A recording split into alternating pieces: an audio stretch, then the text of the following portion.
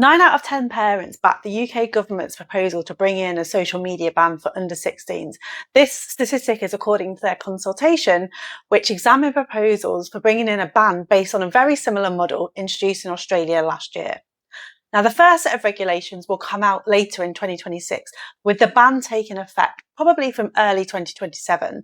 It's only going to apply to certain platforms and apps. So Snapchat, Instagram, YouTube, X and Facebook are the ones which are given as examples. Why is it happening? Well, we're told that this is about reducing harm, about improving well-being for young people and giving young people more time for a healthier childhood. But as a university criminologist who spent the last 20 years researching social harm, examining state policy and researching restricted, banned and illegal markets, I'm not convinced it's a good idea. I'm actually worried it's a really, really bad idea. I'm going to draw on research and evidence to look past the claims and to look past the headlines. I will look at why the ban is a problem and how it's actually missing the point. I'm going to outline how the ban doesn't challenge the extractive design of apps which we use and how it continues to ignore the big structural and social problems that are actually having a huge impact on children and young people. And I'm going to review some of the emerging research from Australia. Much of the traditional research highlighting why social media use is harmful to young people focus heavily on its use in excess or in problematic ways. So studies such as that by Perber et al. In 2023, which examined the association between social media use and health risk behaviours in adolescents, and Kelly et al. In 2018, who looked at the relationship between excessive social media use and depressive symptoms, again in adolescents, suggests there's some kind of association between individual behaviours that are harmful to health and how much time we spend on our screens. However, to state a definitive causal relationship, and by this I mean that you can confidently claim that one thing causes the other thing to happen and isn't just an association or a correlation, is a bit of a problem. And I would point out here that behavioural and psychological research tends to dominate this field, and this tends to pathologise the child or young person. This treats the issue as an individual behavioural problem or addiction, rather or a personal failure of self-regulation. So the idea that you're spending too much time in excessive or problematic series of behaviour. And actually some recent research by Zhu et al. In 2026 challenges this framework, which places the blame on individuals and their screen use. Their study used something called counterfactual analysis to account for other factors and childhood histories. So they drew on data from the UK's nationally representative Millennium Cohort Study. In this study, they statistically compared what actually happened to these teenagers against a model of what would have happened if those exact same young people hadn't spent any time on social media. So they were able to do a more of a like-for-like comparison. And what is important to note in this study was that they found little evidence linking social media use to later mental health issues for the majority of young people using social media. So essentially what they found was that the young people who experienced mental health issues later would have done so anyway, regardless of the social media use, but suggests that it's about something else and not just about social media. So this is really important in the context of the government's supposed goals for the social media ban. The data suggests then that young people and children are going to experience the mental health issues without the social media anyway, because mental health issues are often structural or related to structural issues. And by this, we mean things such as poverty or underfunded public youth services and social exclusion might be big factors in underlying or related mental health issues. None of these issues will be addressed by a social media ban. The social media ban enables the government to look like they're doing or something or taking an issue really, really seriously, but they're actually not having to do much or any investment in addressing the broader structural factors which many, many years of research evidence suggests are very important for protecting children and young people from harm. But also, by focusing on hours of raw screen time metrics, both politicians but also kind of standard behavioural type research studies hide the nature of social media platforms. And we can describe this as platform logics. And that's essentially how platforms and algorithms work in terms of what we see and how they promote things and what they show. These spaces are deliberately designed to trap us into the algorithm, to get us to keep coming back or to click on certain things. Everything, the hooks we see, the titles we see, the importance of thumbnails, the importance of watch time, that's all to do with algorithms and metrics. The goal is to keep people looped into platforms, to keep people scrolling on their phones or coming back for more. That's what generates the profit for platforms. Some research suggests that platforms are kind of engineered or designed to actually push harmful content, or at least to encourage high levels or excessive levels of usage, because this is what maximizes the ad revenue and the profit for the platforms. By banning a user group, the government isn't really doing anything to acknowledge and challenge the problematic behaviours of big tech companies and platforms. If anything, it's accepting they are toxic and harmful. And actually, this line from the UK government fact sheet, which was released about the social media ban proposals, is quite telling. These changes reset the rules so that children are protected from platforms and online features that create the most harm. Now, that is an admission that platforms are inherently toxic. Yet instead of changing the corporate design of the platforms or challenging the platforms, the state is simply banning a certain group of users. Finally, we have to look at the reality of banning something. We know from decades and decades of criminological research on other regulated areas with age-restricted bans, so think about things like alcohol or drug use or even sexual behaviour, these bans generally don't stop the behaviour from happening. A ban might push the behaviour underground. It might force children and young people to find more secret, hidden or unregulated ways of accessing digital spaces. Might be using unverified VPNs, for example, or untraceable alternative networks, or connecting with somebody older who's able to access apps for them. My worry here is that this could actually cause more risk for a child or a young person, but it's easily overshadowed by claims of success if we just counted the numbers of accounts removed, for example. By removing children from the visible mainstream digital sphere, the government isn't protecting them. They're actually stripping away kind of parental or guardian oversight, developing self-responsibility for children and young people, and digital literacy. Social media is a primary way we interact and communicate with each other and also learn. Here we are on YouTube. Why would we expect young people to benefit from being excluded from something like this? Does this support teaching children and young people to be digitally literate? The ban is based on an acknowledgement that social media platforms promote behaviour and content that can cause harm. Yet rather than challenging big tech about this, we're just going to restrict access for under 16s. So what's going to happen when somebody reaches their 16th birthday? If we want to give childhood back to children, how will banning social media actually do this?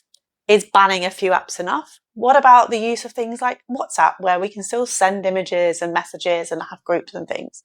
What about the new apps which will inevitably pop up when some existing ones get banned? What about apps like Roblox, which have huge issues in relation to gambling-related behaviours? More on this in a later post.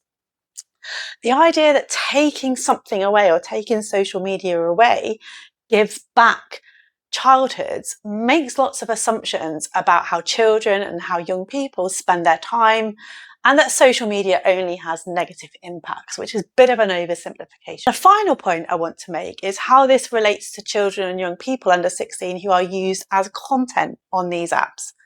Will this ban stop parents from posting about their children who are under 16 on these apps?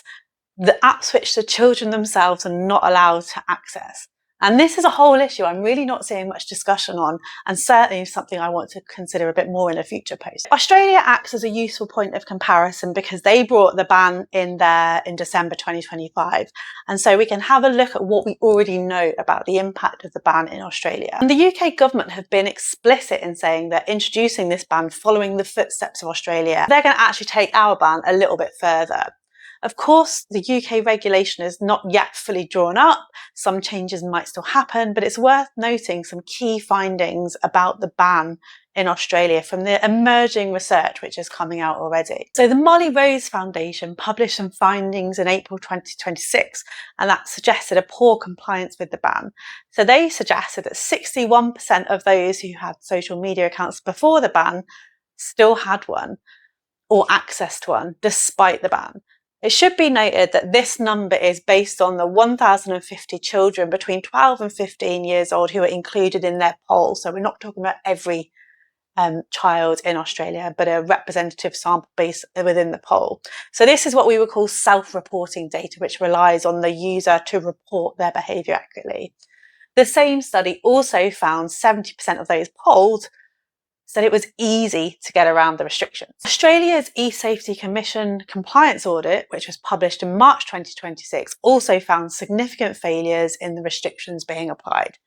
They looked at the big 5 platforms and said that they were actually being investigated for non-compliance in the regulations.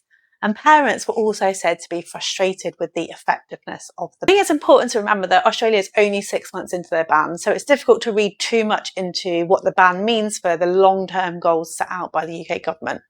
However, what we do know is that whilst the ban might be set out clearly on paper, the actual enforcement of the ban is likely to be very challenging. And this is something we see across all areas of regulation that aim to restrict behaviour. What we see in policy and how something is actually enforced are two very different things. And on that point of enforcement, one of the things we should all be very wary of with this is how it will be enforced, with the methods of how we will verify or check somebody's age. What are the implications here of what is needed to check that you're old enough to go onto apps? And actually, this has one of the biggest potentials for harm, as it's going to rely on a mechanism which can be used to check someone's age. This means giving details potentially to platforms. The data might be your face, and that's used for facial recognition, your fingerprint, proof of identity in other ways, your address, your age. It all has to be stored somewhere and then cross-checked across platforms. And in a world where your personal data is the most valuable thing you can offer, we cannot underestimate the risks that come with this kind of ban being implemented based on this verification issue alone. Let's now go back to the reasons given by the UK government for what the social media ban will do. So they say this is about reducing harm, improving well-being, and giving young people more time for a healthier childhood. For me, this ban is a short-sighted and limited approach to dealing with the impact of social media use on children and young people. It allows the government to make a big statement that seems like it's focused on protecting children, which we're all on board with, but it plays directly into parent and guardian fears around the dangers that children and young people face in society, particularly in this digital world. It also plays into constructions around childhood and youth. Essentially, the ban is an illusion of something being done. So here I'm drawing on my academic background as a critical criminologist who is influenced by semiology, which at its most basic means the study of social harm. I think it reflects a typical policy response in the era of a world where capitalism, where we are driven by growth, greed, and profit, one which is underpinned by assumptions that technology is the inevitable solution and that regulation of these systems should be largely left to industries to self-regulate. This ban essentially acknowledges that big tech is damaging. It's dangerous and out of control. But rather than thinking about what this means and how we can address it and how we can make platforms safer, the solution is just to restrict access to the most vulnerable group of users. And that's a definition of vulnerability which is purely based on constructs of age. And this ban plays into quite romanticised, outdated, and a kind of a rose-tinted view of the past, the social construction of childhood. If we take away smartphones and social media, children are automatically going to go back to running free and kind of living this life which we hear about from the past, which, one is a problematic view of the past, and two, I don't know if social media ban is going to have that impact. Harm reduction policies, whether it's drugs, alcohol, gambling, or social media, focus on managing harm and managing risk rather than preventing it. Often this means that the harm is displaced or sometimes just hidden, rather than actually being reduced. And this is enabled by quite a narrow understanding of what we mean when we're talking about harm. The assumption with the social media ban is that harm is something to be understood at the individual level only. But if we switch up the focus and take a more critical focus of harm and think about social harm, which is a broader understanding of harm, we can question whether a genuine approach to reducing harm for children and young people will be considering the wide range of factors to support improving their well-being and giving young people more time for a healthier childhood, far beyond banning social media. So I hope that's covers some issues which you've been thinking about in relation to the social media ban. Do let me know your thoughts about the social media ban, if you're in favour of it or if you're kind of got concerns about it. Let me know your thoughts in the comments, and if there's any particular issues you want me to make another video on in a bit more detail, I can do that. And I'm going to pick up some of these areas which I've covered in more detail in future episodes as well. And of course, if you enjoyed the video, please do like and subscribe. It really, really helps a small little growing channel like mine. It lets the algorithm know that I'm producing something useful and interesting, and it's really, really reassuring to me to know that people are enjoying it. So hit like, click subscribe, and I will see you all very soon.